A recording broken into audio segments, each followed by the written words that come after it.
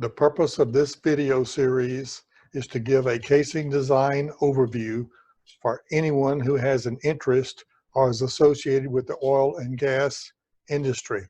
I will try to explain all the important aspects about casing, its design, and application. This video is the first in a series on the subject of casing design overview. In giving this overview, I hope to dispel the myth that casing design is this mysterious and highly technical work product that only a few people are qualified to do or requires sophisticated software. The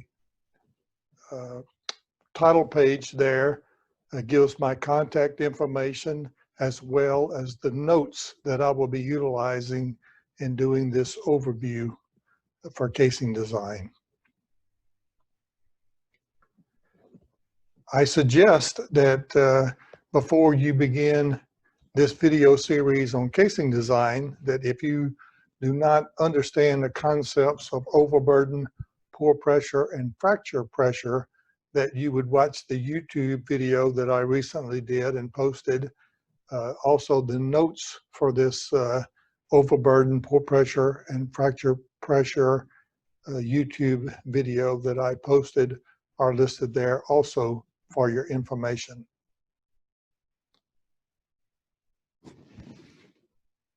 In session one, I intend on discussing the hierarchy of engineering responsibilities related to casing design, the functions of the various casing strings, the primary casing loads that we calculate when we're doing casing design work.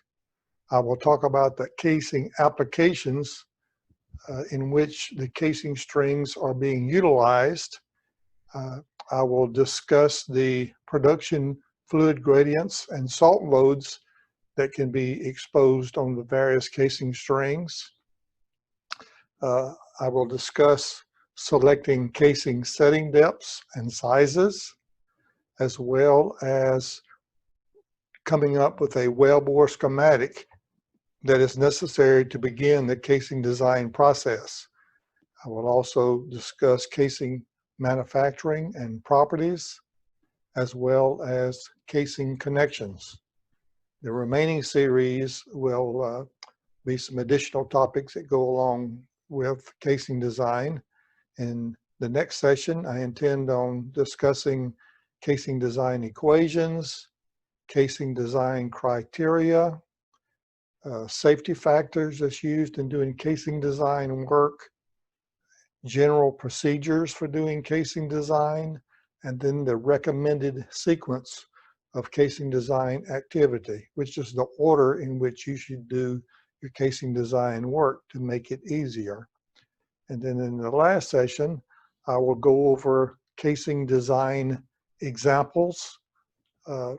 I will also go over an exercise about pressure testing of casing during the execution of drilling a well. And then I will end with a explanation about buckling considerations and mitigations to mitigate buckling on our wells that we drill. The hierarchy of engineering responsibilities related to casing design are very important. I've listed them here. The very utmost responsibility of an engineer is always to protect people and to protect the environment. Sure, we want to fulfill some project goal that we have in mind, achieve something, make something, do something, but the overarching responsibility that we always have as an engineer is to protect people and protect the environment. One thing I'll just lead off in saying this is that for all the wells I drilled in my very long career with a major oil company, I probably don't even need one hand, the fingers on one hand, to tell you the number of times that the casing designs that I did were checked and verified by someone else. So what that tells you is an awesome responsibility when you think about the fact that you design casing on this well, which could be a very high pressure well, and you have literally a little city living on top of this well while it's being drilled, which could be 100 to 200 people living on top of it. And as well as it turns out to be a production facility, you could have several hundred people living on top of this for a long number of years. That it's all dependent on the work that you did in designing that well. So it's a very awesome responsibility. So number 3 there, it says it has to fulfill regulatory requirements, which is also true. So we always have to abide by our regulatory requirements that wherever we're operating. And then number 4 there, it needs to meet design requirements and conditions. And we'll be talking about that today. We want to have a reliable and robust design for any reasonable uncertainty that we don't know about the project. We always don't know everything. And it also should satisfy the life of the well requirements, including any intervention or any likely future requirements, such as possible deepening or anything like that that we might be aware of. So, I mean, all of these things would be taken into consideration when you're doing casing design. Very important. Now, here's the functions of the various casing strings. We start off on a well with structural pipe, which is either driven or cemented or jetted in place. It's normally the first casing string that's installed on the well. It may even be installed before the rig gets on location, and quite often on land operations, that is the case. It's also used to establish mud circulation, and very important aspect about structural pipe is that it supports the compressional axial loads of the entire well. So design of structural pipe is a very important. It's the foundation of the well. So there's nothing any more important on a building or a house than the foundation. You have to have a good foundation to support the entire well. It also must withstand bending moments, loads at the mud line due to environmental forces like hurricane waves. If you have a jackup rig that's located, say, in 150 feet of water offshore, you will have a bend when you prepare and evacuate for a hurricane. Most often we disconnect from the well, from the rig, when we are evacuated. So you actually have unsupported casing of that 150 feet of water depth, plus whatever amount of the structural pipe is above sea level that is going to be exposed to the hurricane wave conditions. And we have to design that to be able to take that bending moment from a wave hitting that freestanding pipe. It also requires design for buckling load from the lack of lateral support. So we disconnect from that well on a jackup rig, and we cannot have it buckle and fail due to buckling conditions as well. So it has to be designed for a buckling load along with the bending moment from a hurricane condition. And it also has to include the design of the soil strength. So it's not just designing the pipe itself, but we have to design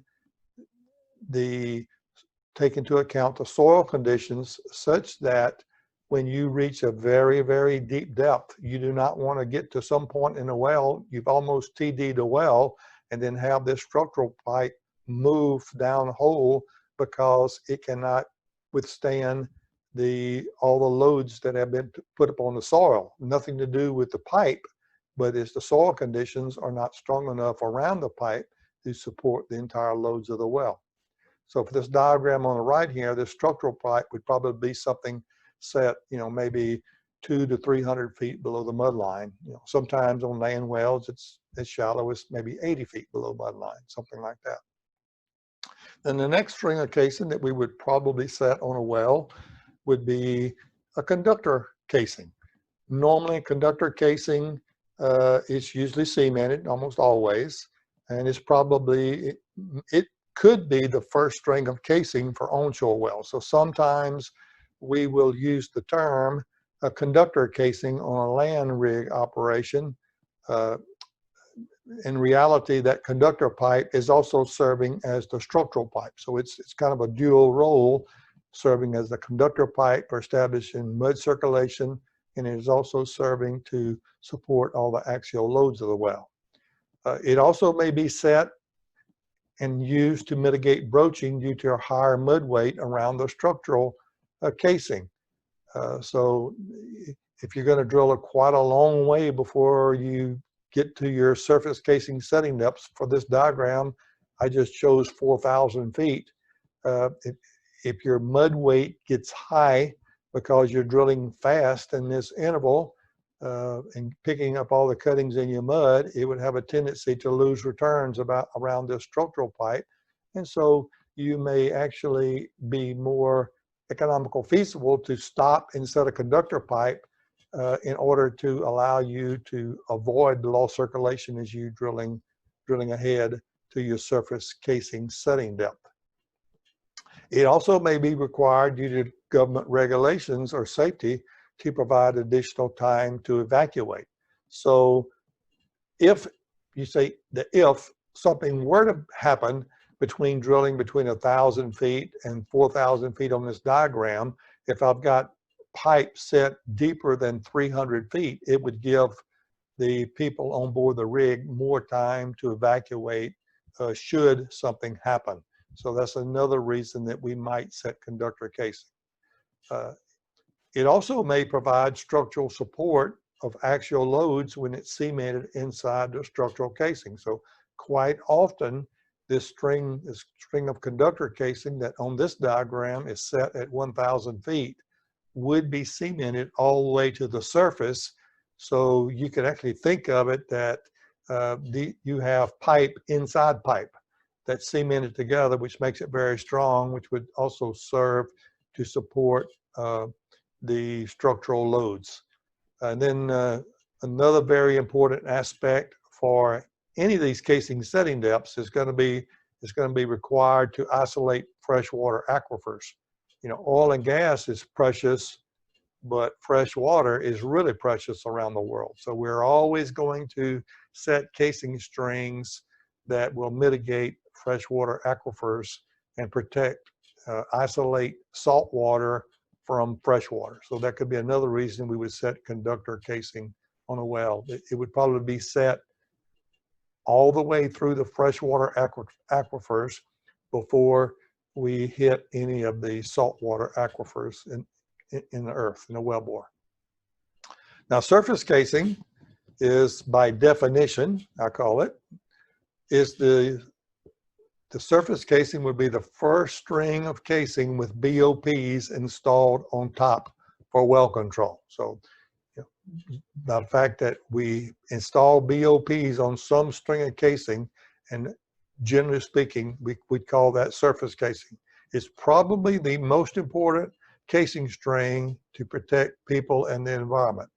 It requires the most critical planning and robust casing cementing for well clusters at the surface. If you think about the fact that you're doing a pad drilling, either offshore or onshore, where you're drilling, say, 8 to 12 wells at the same surface location, your integrity of your surface casing is only going to be as good as your weakest, I call it, cement job on any of the wells that you drill. So it's very important to make sure you have good isolation on the surface casing string by paying a lot of attention and doing a good cement job on all your surface casing strings, especially when they're in a cluster, you know, multiple wells located at the same surface location. It is, again, surface casing is usually set at a sufficient depth to mitigate broaching of the well from a well control event for protection of people and the environment. So if you set surface casing at a deep enough depth based on experience in an area, no matter what happens downhole, you may exceed the pressures in the wellbore and have a major well control event in which you lose the whole section below that surface casing, but it doesn't result in anything, I call it on the news. The well doesn't blow out. It doesn't breach around the outside of the casing. So it doesn't make any media event, and it protects people and the environment. So that's why surface casing is so important. It's set at a deep enough depth that no matter what happens, the people on the surface are going to be okay, and it's not going to result in an environmental impact to the surface. It also is going to be set again to a depth to isolate freshwater aquifers, and then for shallow wells with lower axial loads, it also may be designed for the compressional structural loads. So sometimes it gets to be a little bit confusing, but surface casing, the very first string of casing on a land well may be at a very shallow depth, say 200 or 300 feet. And we actually put BOPs on top of that. So that string of casing could serve as the surface casing since it has BOPs on it, and it also serves as the structural pipe. So it could serve as, I call it, multiple functions. Now, an intermediate casing string is designed to isolate the upper section of the well that is normally pressured. And we'll talk a little bit more about this as we go along. So it's the upper part of the well may be pressured. When we say normally pressured, it's probably a pressure that's fairly close to 9 pounds per gallon, equivalent mud weight. Once you get to some point in the well and you have to increase mud weight, your fracture gradient does not allow you to increase mud weight. So you have to set a string of casing to be able to increase your mud weight without losing returns. So it's set to increase the fracture gradient when the mud weight required exceeds the surface casing fracture gradient. It also may be used to mitigate wellbore stability or hole cleaning. So for like a long reach well, you may actually set an intermediate string of casing, not that you're increasing mud weight, but just to mitigate wellbore stability because you've got a long open hole section. And it also may be set to mitigate kick tolerance with increasing pull pressures. For example, a 1/2 pound per gallon kick intensity at 10,000 feet would stress a shoe at 5,000 feet to 1 pound per gallon. So it's based on mathematics. So if you had a 1/2 pound per gallon kick, that's double the depth. 10,000 feet is double the depth of 5,000 feet. So it's going to have double the intensity of the stress at the shoe and have a 1 pound per gallon stress at 5,000 feet. And likewise, a 1/2 pound per gallon kick intensity at 15,000 feet would stress the same shoe at 5,000 feet to 1.5 pounds per gallon. So sometimes, we have companies have processes in place to mitigate kick tolerance. So that could be another reason that we might set intermediate casing. And it also could be a regulatory requirement. So there's different reasons that we might set a string of casing, intermediate strings of casing. Now, production casing, by definition, is a string of casing that extends the entire length of the well bore, and it's set to protect and isolate the entire well bore, and it's used to facilitate completion operations. I mean, it's very common, probably the majority of wells that have been drilled over a long period of time, 60 or 70 years, is they probably set conductor casing on the well that served as surface casing on a land job out in the middle of mid-continent USA. They may have set that conductor casing at 300 feet, and then they drilled maybe to 2,500 feet, and they ran production casing on the well and completed a well. So that casing that was used to do all the workovers and change zones and produce oil and gas was called production casing. And then we also set drilling liners quite often.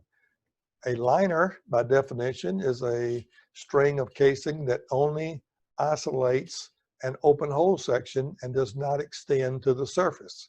So we do this for several reasons.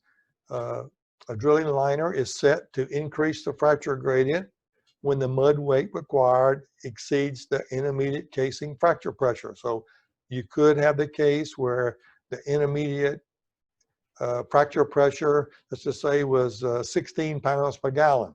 Well, if you start getting to the point that you're weighting your mud up close to 16 pounds per gallon, and you're going to possible lose returns, then you would set a drilling liner on the well in which you would drive up the fracture pressure maybe to 17.5 pounds per gallon, and you could weight your mud up to 16.4 pounds per gallon and drill ahead without losing returns. It's also used to mitigate wellbore stability. Again, quite often as you increase mud weights, especially on directional wells. It can also be used to mitigate hole cleaning issues on long reach wells is another reason that we will set drilling liners sometimes. And it also can be used to mitigate kick tolerance with increasing pull pressures. You know, as you get deeper and deeper, the mathematics always works when you're evaluating kick tolerance. And then liners are used to mitigate annular pressure losses and increase cost efficiency of well drilling operations. So instead of running the casing all the way back to the top, we just run a short section to drive up the fracture pressures, isolate open hole without spending so much money about running an entire string of casing. And then I did not put this on here, but another reason we run liners many times is if we ran an entire string all the way to the surface, our equivalent circulating density would increase to the point that it could cause us to lose returns just due to the back pressure of having the smaller casings coming all the way to the surface with our drill pipe inside of it. And then sometimes we use that casing string not only to drill through, but we use it as a production liner. So it's a section of casing that's run in the lower portion of the well, an open hole, to facilitate completion operations. So we actually may drill through it and then complete inside of it. So it could be used for both functions. So it's set to isolate the open hole and facilitate completion operations. And it may be used to increase cost efficiency of the well, drilling and completion operations by saving the length of casing that we run on the well by only running sections just in open hole, not all the way to the surface. And we also use production liners to retain a larger ID of the production casing above that liner for larger OD completion equipment. So an example with that would be a subsurface safety valve. So we might run, say, 3.5 production tubing in the well, and we only need a production liner that can accommodate the packers and the equipment for 3.5 tubing. And then we want a larger ID up at the top if we're going to have say the OD of the subsurface safety valve is going to be maybe something like 6 inches OD. So we'll retain that large ID to put some safety valves and other completion equipment in. And then we may run a string of casing, tieback string of casing that extends from the liner top in the wellbore up to the surface. So quite often we will have to run a tieback string of casing when our pressures exceed the rating of our intermediate casing and we're not able to complete the well through intermediate casing. We'll have to run a tieback string to drive up and have a larger pressure that will suffice for the ratings that we need to complete the well. And then production tubing is something that's run at the very end of a well, which serves as a conduit of production fluids from some depth down in the well up to the surface. So it's, it could be That production tubing could be run in a liner, it could be run inside the intermediate casing, it could be run in production casing, any of those. Now, our primary casing loads that we will experience and talk about are burst, collapse, and then axial loads. Well, burst loads is just simply the fact that the pressure on the inside of the casing is larger than the pressure on the outside. And then a collapse load is that the pressure on the outside of the casing is larger than the pressure on the inside. So in both of those cases, we're going to be talking about differential pressures. Which is the highest pressure, on the inside or the outside? If the highest pressure is on the inside, it's a burst condition. If the highest pressure is on the outside, then it's a collapse condition. And then axial loads are longitudinal tensile or compressional loads along the axis of the pipe.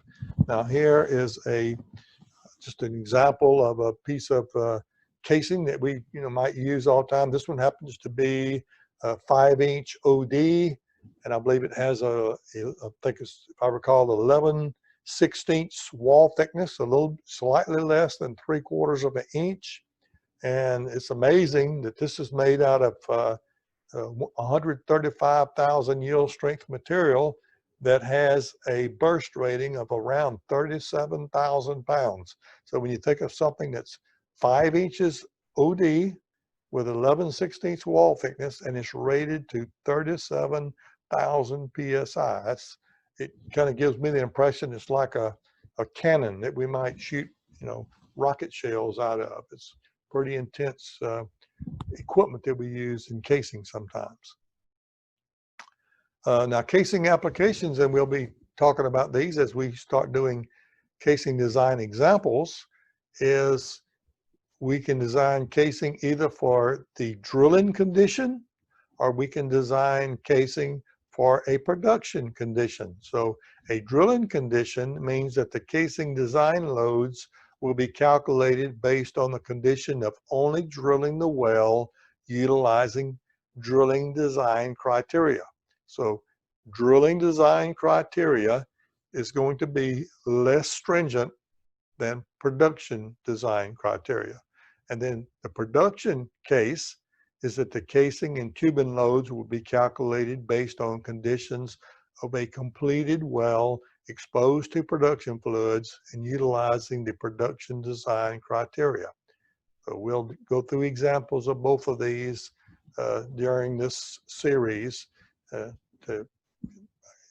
make sure you understand where these two conditions come from.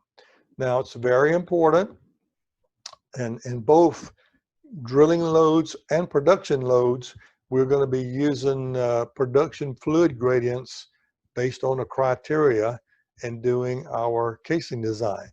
Now, a typical oil that we will use, or I call it utilize, is pretty common, is an oil weight that weighs about 7 pounds per gallon. Now, the specific gravity of 7 pounds per gallon oil, if we divide it by 8.33, which is the weight of a specific gravity of 1, fresh water, then we'll get a specific gravity of a 7 pound per gallon oil of about 0.84. Now, the API equation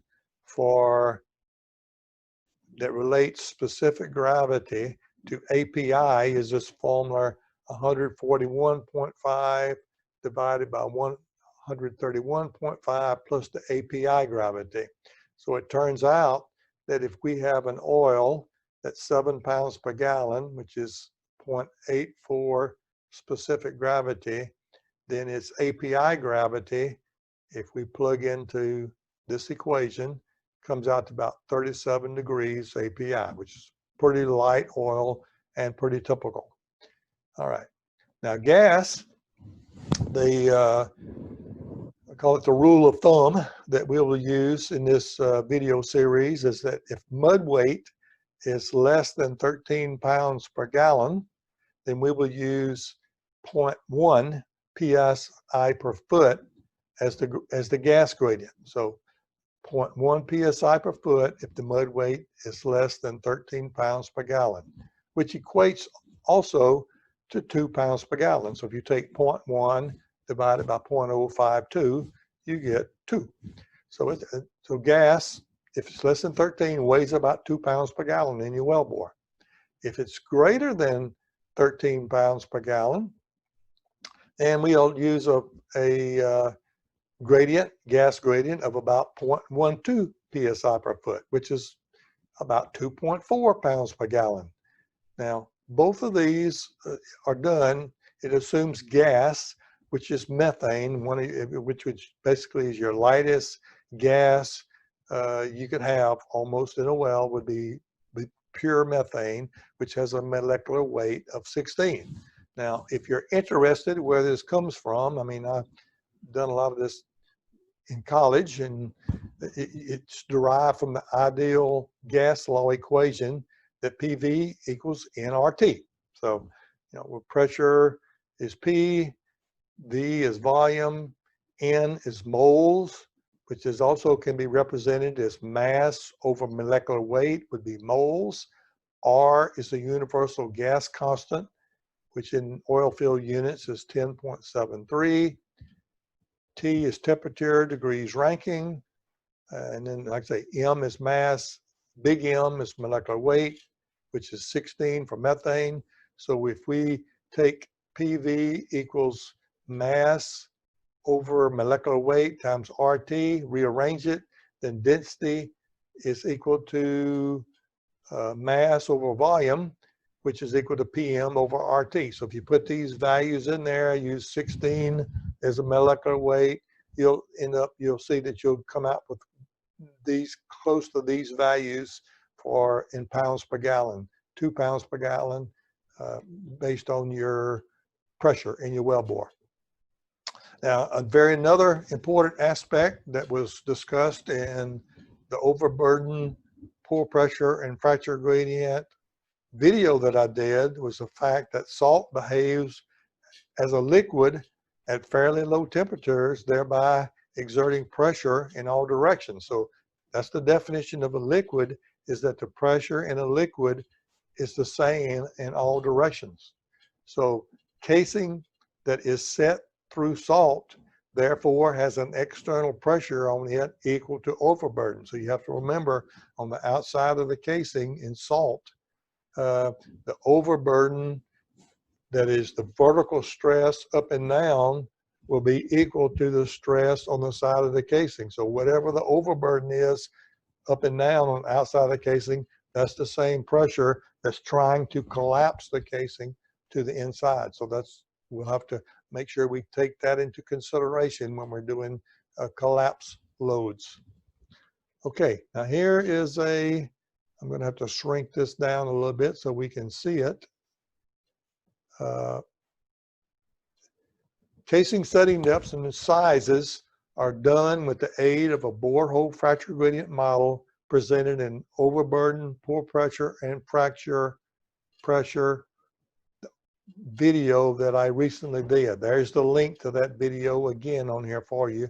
But when you think about how do we do that, we're going to need to have a model and able to do this. So on this example, we're going to set a string of casing somewhere in the well that's going to mitigate just based on experience.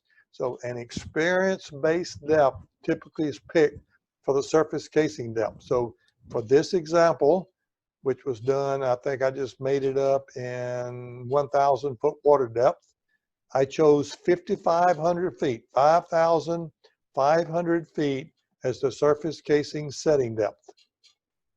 Now, I also have conductor casing set above that, which more than likely would be required because of regulatory requirements. So I'm not going to get into where you're operating and regulatory requirement, but let's just assume in order to mitigate a broaching around the shoe, which I said the surface casing is probably the most important casing string to have.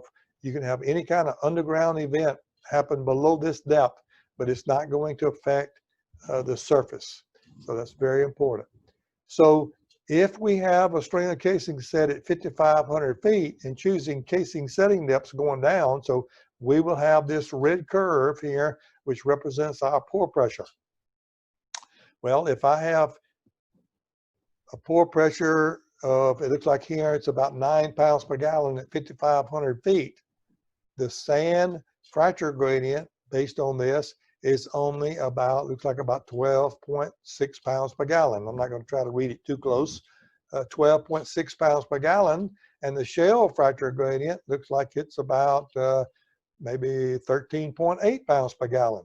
So even though this is really, really important, even though I drill out of that casing shoe and I do a shoe test to something close to 14 pounds per gallon, if I try to weight my mud up and I have a sand that's at 5,600 feet, let's say I have a big old blocky sand that's at 5,600 feet, and I drill down and I get down here to 10,000 feet and I start weighting my mud up above 12.5 pounds per gallon, I start losing mud. There is nothing wrong with the earth. There's nothing wrong with the well.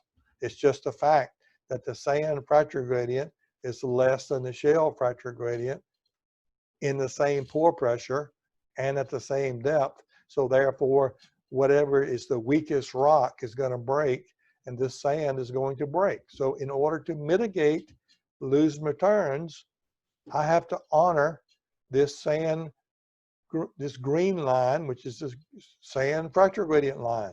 Unless I know there's no sand here, then I have to honor and accept the fact that there may be a sand there. So based on using these two curves, at 5,500 feet, my sand fracture gradient is, like I say, about 12.4 pounds per gallon, and I can drill as far as I can until my mud weight gets close to about 12 pounds per gallon or so. And then I've got to stop. And I've shown that by setting pipe at 12,000 feet with, looks like 12 pound per gallon mud. So if I set pipe here, now my pore pressure is close to whatever, 11.8 pounds per gallon. My sand fracture gradient goes up to 14 point, looks like 5 pounds per gallon. And my shale fracture gradient goes up to a little over 16 pounds per gallon. So I do the same thing again. I'll drill out that casing shoe. I'll get a shoe test of 16 pounds per gallon, but I start drilling, but I can't drill any farther than my mud weight gets to the sand fracture gradient limit based on where I have sands in that well bore and what the pore pressures are and what the sand fracture pressures are in that well bore. So if I have a sand right below that shoe, it's going to be about 14.5 pounds per gallon. And there's nothing wrong. It just means to, in order to mitigate lost returns, I can't go any farther in my well with and increasing my mud weight than whatever this limitation is. So in this case, I stop at 15,500 feet.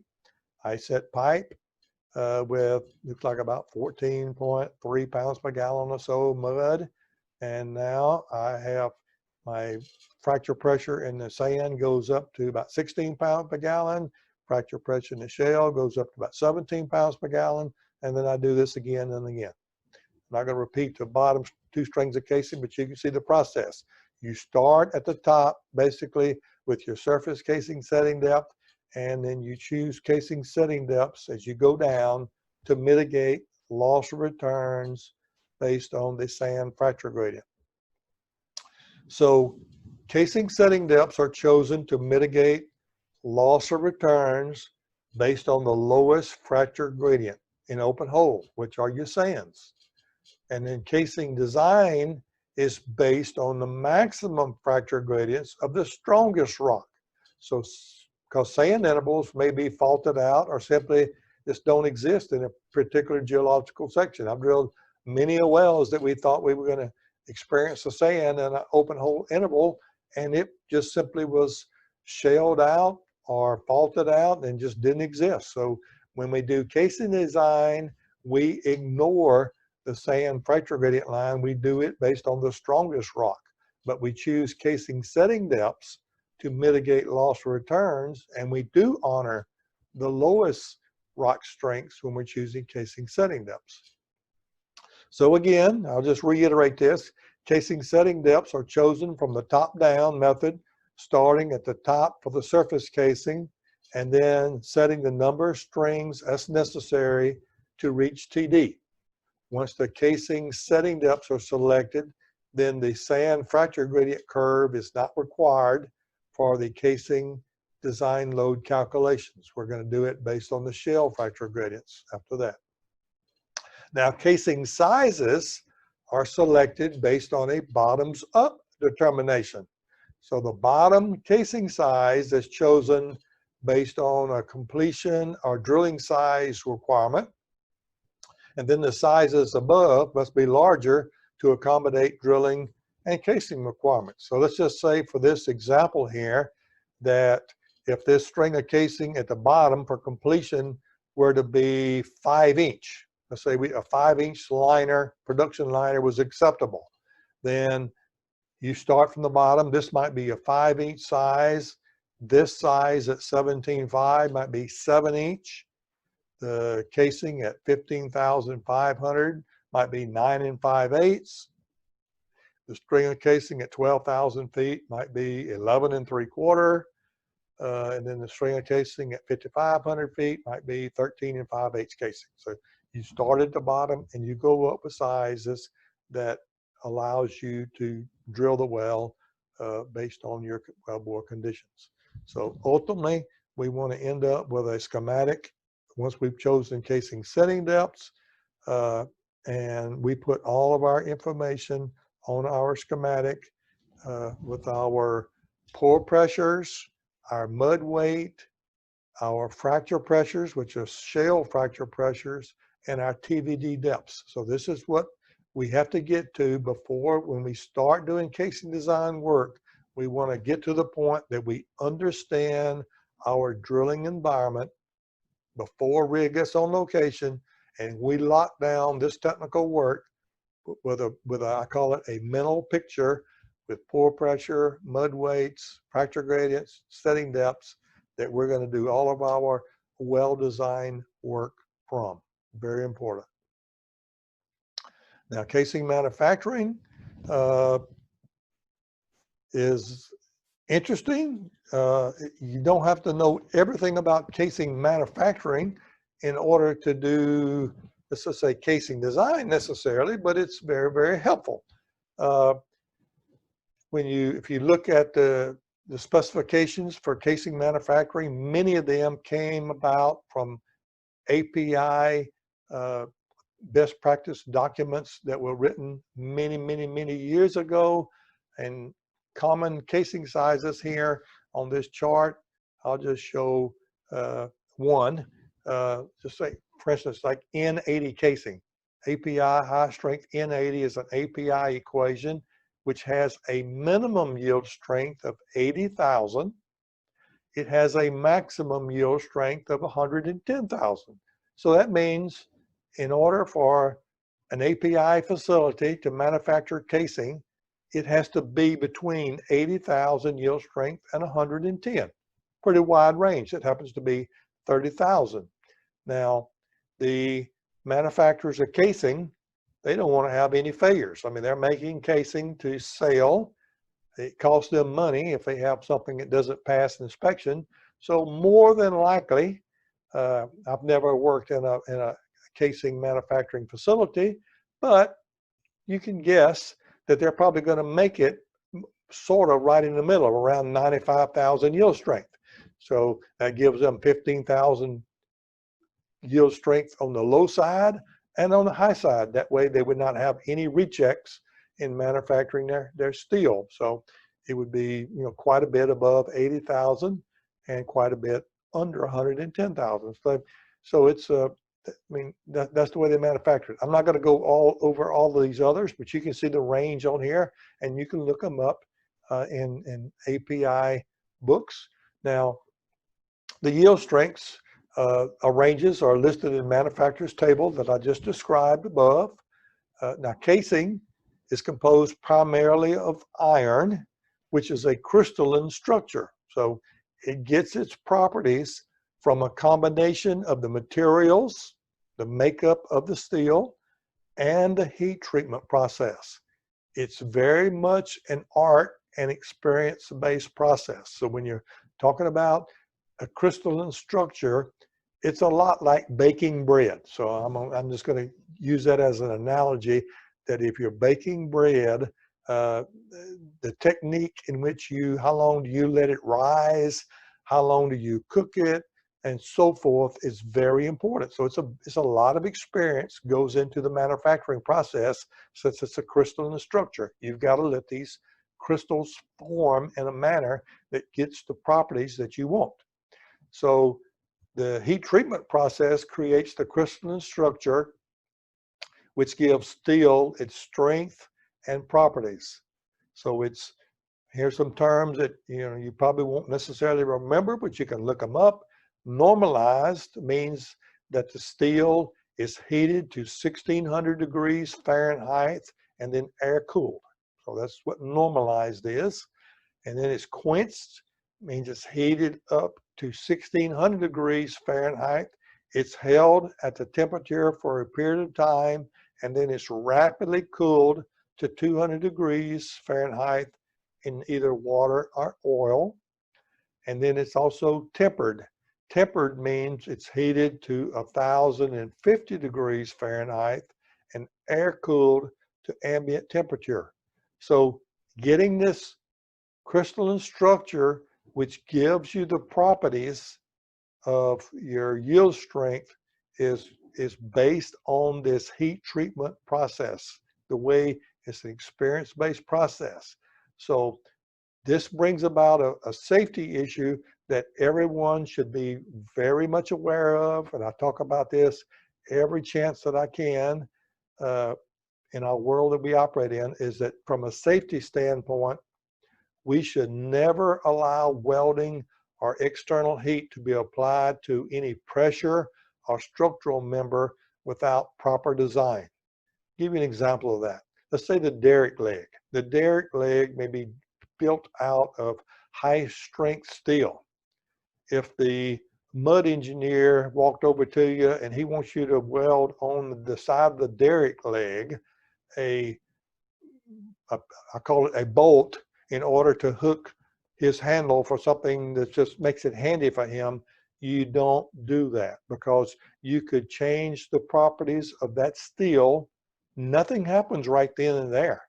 So in other words, you do that welding on there, nothing happens, but then 6 years later, something is going on and you exceed the yield strength, that leg fails, and it's a catastrophe. So you just don't do that. So this stop work authority should be utilized immediately before welding or heating on anything that holds pressure, like a pressure tank or a structural member. Just don't do that. The yield strength of the material could be altered, causing a catastrophic failure in the future. So that's a no-no to do that sort of thing. If you're gonna do a proper job of that, then you're gonna have to go back, and then you have to renormalize it, quench it, and temper it on location, which can be done, but it has to be an engineered process. Now, another property of casing is the wall thickness.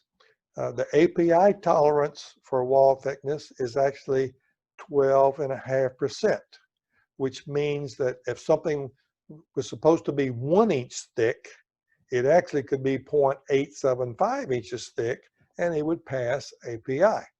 Now, this minimum wall thickness of 0.875 is based on a very old manufacturing capability of greater than 50 years ago. And that was obviously before computer controls, and it was also for thin-walled casing. One of the most common casing sizes and weights of casing that has ever been run is 8 5/8 casing with a 0.264 inch wall thickness. In fact, I put the specifications for that down here. That was pretty typical uh, surface casing for, I'm gonna call it thousands of wells, like out in the mid-continent US and West Texas, where they would set 8 5/8 casing, surface casing at 500 feet, and then drill to TD and run production casing. So that's probably the most common casing size that has ever been run if you did it in terms of footage. So if you take 12.5% of a wall thickness of a 0.264, it turns out that's a 0.033 inch variance, which actually is pretty small. I mean, relatively speaking, that's pretty small, and it's based on no computer controlled, very thin walled casing with the manufacturing capability. Now, it's common today to have casing sizes and weights with a wall thickness of 0.625, sort of like this piece of casing is. This one is 11/16, so it's almost 3/4 of an inch thick. All right, so if you take the percent variation of 0.03 inches relative to a 0.625 wall thickness, that comes out to only a 5.3% variation. So if the manufacturers can really make a variation of only 0.033, and you relate that to casing that has a much thicker wall thickness, 0.625, that reduces this tolerance really down to almost like 95% wall thickness almost. So lower tolerances can be easily manufactured today with computer controlled equipment and so forth.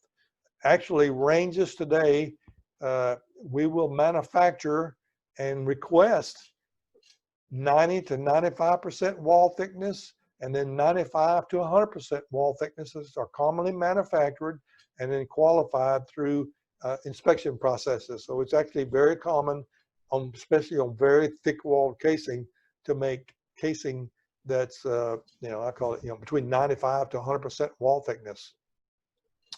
Another consideration that you need to be aware of is that casing, the outside diameter, if it's for casing that is greater than or equal to 4.5 inches in diameter, can be 1% oversized. So let's say if it was 7-inch casing, 7-inch casing can be 1% greater OD than 7 inches.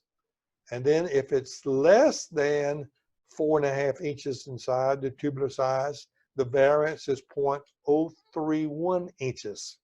So I'm gonna put notes here on you for your information that you need to be aware of. So like I say, example of 11 7/8 casing, which is obviously greater than 4.5 inches. 11 7/8 times 1.01 equals 11.99. That's acceptable. It passes API. There's nothing wrong with it.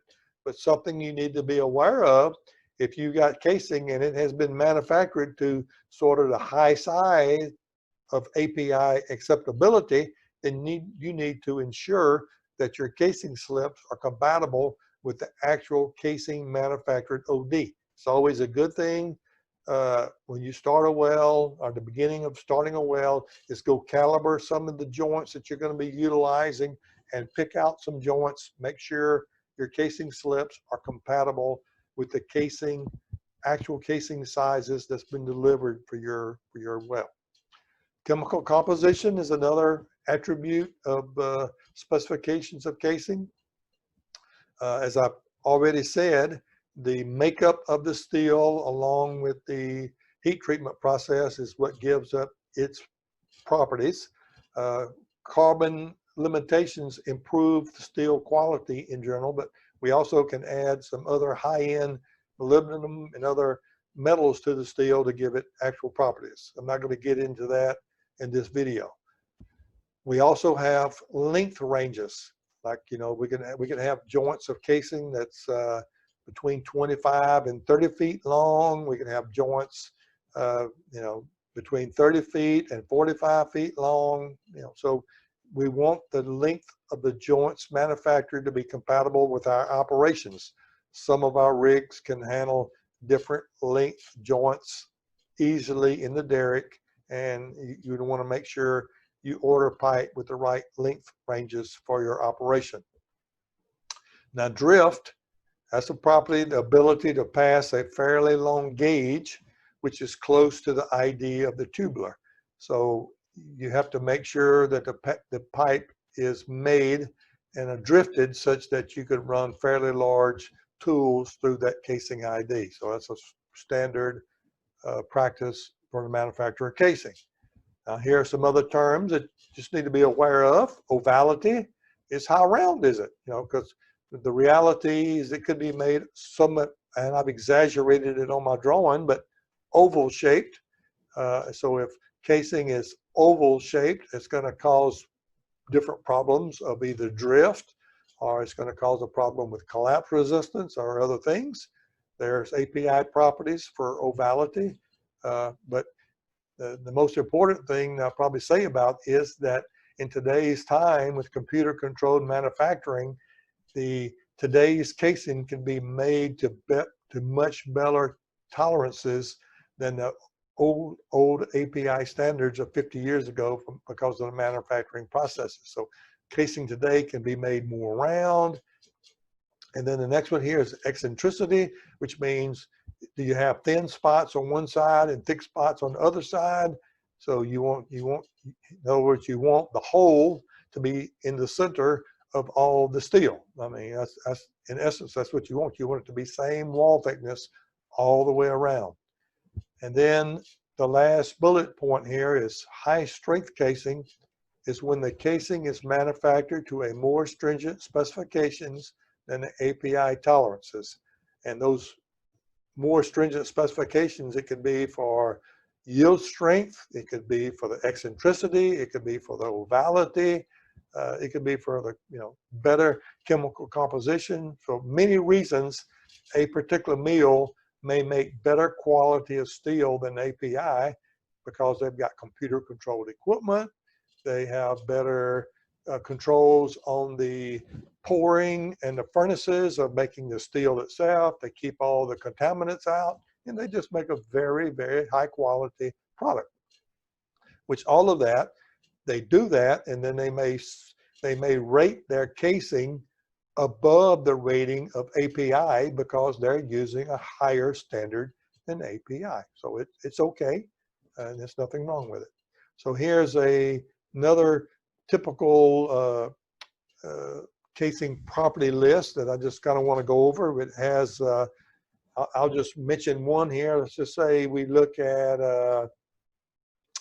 P110 casing. So we look at 9 5/8, 53.5 pound P110 casing, has a collapse resistance of 7950. And then here are your internal yield pressure values, which are another way you'll see, sometimes you'll see tables listed with yield, internal yield, you'll see them with burst. So all of these is really saying the same thing. It's the first property of the pipe. In this case, the plain end pipe is rated to 10,900.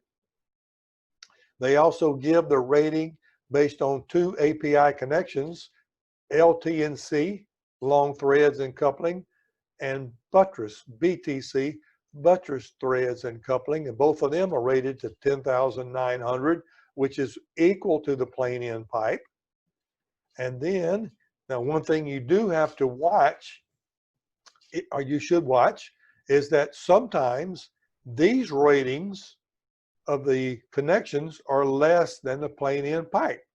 You actually have to use the lower rating of whatever is specified. So if your connection is rated to a lower pressure than the plain end pipe, then you would need to use the rating of the connection.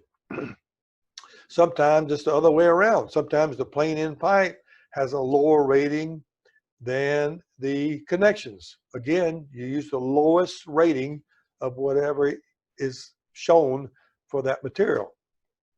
And then you get over here and you have joint strength. The joint strength for plain end pipe is 1,422 kips, which is 1,422,000 pounds in tension.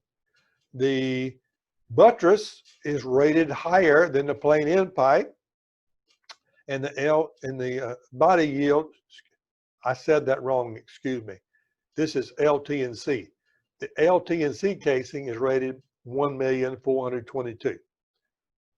So LT&C, which is long threads and coupling, is 1,422,000. Buttress is 1,718,000. Plain end pipe is 1,710,000. So if you happen to be running buttress casing, the number you would use would be 1,710,000, which is less than this value. If you are running LT&C casing, the value you would have to use would be the lowest value, which would be the 1,422,000 for your tensile rating of the pipe. All right. Now, also want to bring your attention to API. This is your ID of the pipe, 8.535. The API drift are these numbers, and then these are special drift, long star steel in this case drift, that many casing sizes, because of the better manufacturing processes, they can make casing that has better quality than API.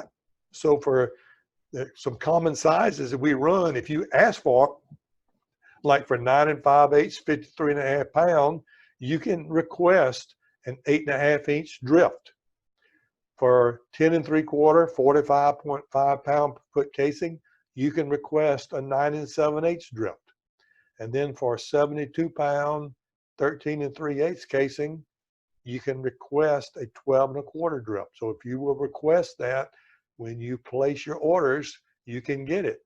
But if you don't request it, and you look at this casing and you've ordered it and it's been delivered to you, it may not be a 12 1/4 drift if you did not ask for it. So these are common sizes that you need to make sure you ask for. Now, casing connections, there's many different types of connections, which I'm not going to cover in detail for this overview, but I do want to share a big improvement in a manufacturing capability that occurred in my career. Connections have to be robust in order to handle the tension or compressional loads, high pressures, bending loads, bending moments, buckling loads, and retain good mechanical integrity. The earliest oil field connections were only a tortuous path of helical threads containing pipe dope that prevented leakage up to a degree. So they were like 8-round threads that had pipe dope in them. No metal-to-metal seal, no premium connection. Now, with ultra high pressures, we need premium connections that's rated up to 20,000 PSI. Now, what's happened in my career is that computer-controlled, precise manufacturing has enabled this capability during my career. Connections can now be cut such that the stress load on the metal-to-metal sealing surface is very predictable and reliable based on the torque that the connection is made up to, without damaging the connection by exceeding the yield strength on that metal-to-metal face. So the metal-to-metal surface is stressed to a high value, significantly higher than the operating pressure, but less than the yield stress, thereby not damaging the connection. So let me kind of give you an example of that. So here on the left, I'm not a very good artist, but I try to draw, and this is something that we're all familiar with, but we probably don't think about it every day, is a flange. When you think about a flange, it's a metal-to-metal surface. So we have a ring gasket goes into this flange, and then we tighten a bolt through here, which puts a stress on these metal-to-metal surfaces here, that if we tighten the bolts up to the right torque, we may create a stress on this face of this ring gasket, say to 60,000 PSI. So if we've created 60,000 PSI stress on these face, and it's going to be operating with 15,000 PSI, 15,000 PSI will not leak past 60,000 PSI. So that's the way it works. We've created a stress greater than the pressure that we're going to be operating, which is 15,000 pounds. So therefore, it's not going to leak. So a premium connection, the way it works is you've got threads profile, which is a helical threads cut, and you've got a, if I can zoom this in, we might be able to partially see it. You've got a metal to metal sealing surface down here at the bottom, where it is a very pristine angle cut in this box, and there's a pristine angle cut on this pin that screws into it. And what has enabled this to be successful for our industry is that when you make up this connection to a certain amount of torque, it has installed, if you want to think about it that way, it has installed a stress of, say, 60,000 PSI on this metal to metal surface that's made out of P110 material, and it has not damaged it.